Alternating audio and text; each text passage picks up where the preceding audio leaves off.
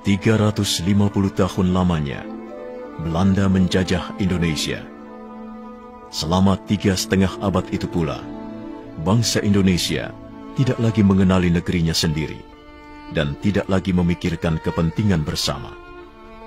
Belanda telah berhasil memecah belah persatuan, mencerai-berai bangsa Indonesia ke dalam kelompok-kelompok kecil yang lemah. Tidak diperbolehkan kita berkumpul dan bersatu. Tak ada kesempatan untuk berunding memahami keadaan bangsa.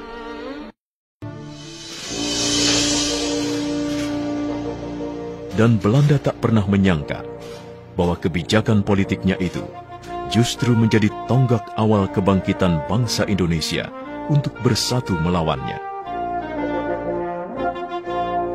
Pada masa itu, untuk keperluan pendidikan, pemerintah Hindia Belanda bahkan mendirikan gedung-gedung sekolah. Salah satunya Gedung Stovia yang ada di Batavia, sebutan Jakarta masa itu. Banyak pemuda Indonesia yang memanfaatkan kesempatan ini untuk menempuh pendidikan, sehingga lahirlah pelajar-pelajar, bahkan mahasiswa, baik di dalam negeri maupun di luar negeri. Banyaknya pemuda Indonesia yang mendapatkan pola pendidikan barat justru membuka pikiran mereka akan kemerdekaan. Buah dari pemikiran itu, Sutomo mendirikan sebuah organisasi pemuda bernama Budi Utomo pada 20 Mei 1908 yang kemudian diperingati sebagai Hari Kebangkitan Nasional. Gaungnya terdengar hingga ke seluruh tanah air dan menginspirasi lahirnya organisasi-organisasi dan partai baru seperti Sarekat Dagang Islam yang menjadi Sarekat Islam pimpinan Cokroaminoto, Partai Politik Indonesia Partai oleh R.M. Suwardi Suryaningrat atau Ki Hajar Dewantara, Cipto Mangunkusumo, dan Dawas Dekker. Tri Koro Darmo yang diprakarsai oleh Satiman Wiryo Sanjoyo yang kemudian berubah nama menjadi Yong Yava.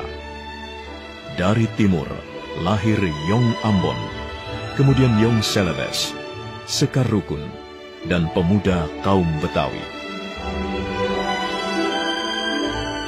Sementara itu, tokoh Perhimpunan Indonesia di negeri Belanda juga tak ketinggalan membuat pergerakan.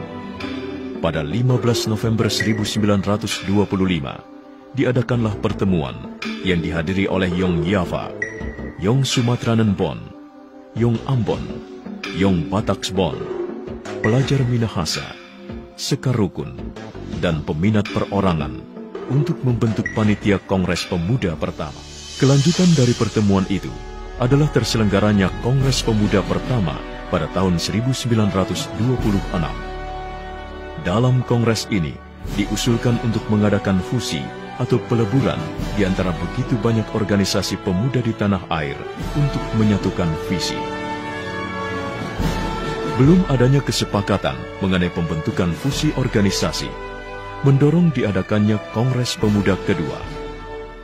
Kongres yang diketuai oleh Sugondo Joyo Puspito ini diselenggarakan pada 27 dan 28 Oktober 1928 di sebuah rumah di Jalan Keramat 106 Jakarta yang dulunya berfungsi sebagai tempat pondokan dan tempat berkumpulnya Yong Yava.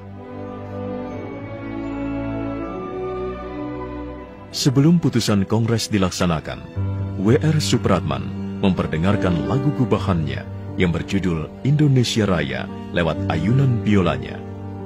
Inilah saat pertama kalinya lagu Indonesia Raya, lagu kebangsaan Indonesia, dikumandangkan di hadapan publik.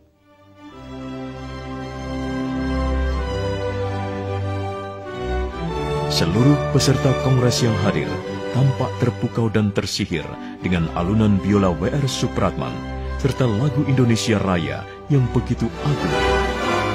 Tibalah akhirnya pada pembacaan hasil putusan Kongres Pemuda kedua. Hari itu, 28 Oktober 1928, seluruh organisasi pemuda melebur dalam satu wadah bernama Indonesia Muda.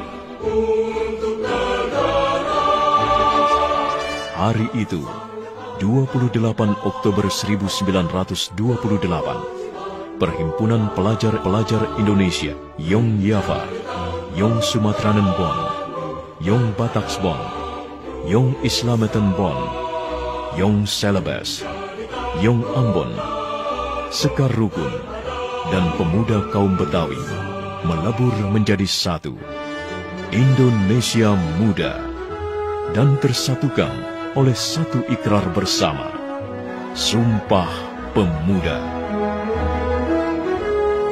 Pertama, kami, putra dan putri Indonesia, mengaku bertumpah darah yang satu, tanah Indonesia. Kedua, kami, putra dan putri Indonesia, mengaku berbangsa yang satu, bangsa Indonesia. Ketiga, kami, putra dan putri Indonesia, menjunjung bahasa persatuan, bahasa Indonesia.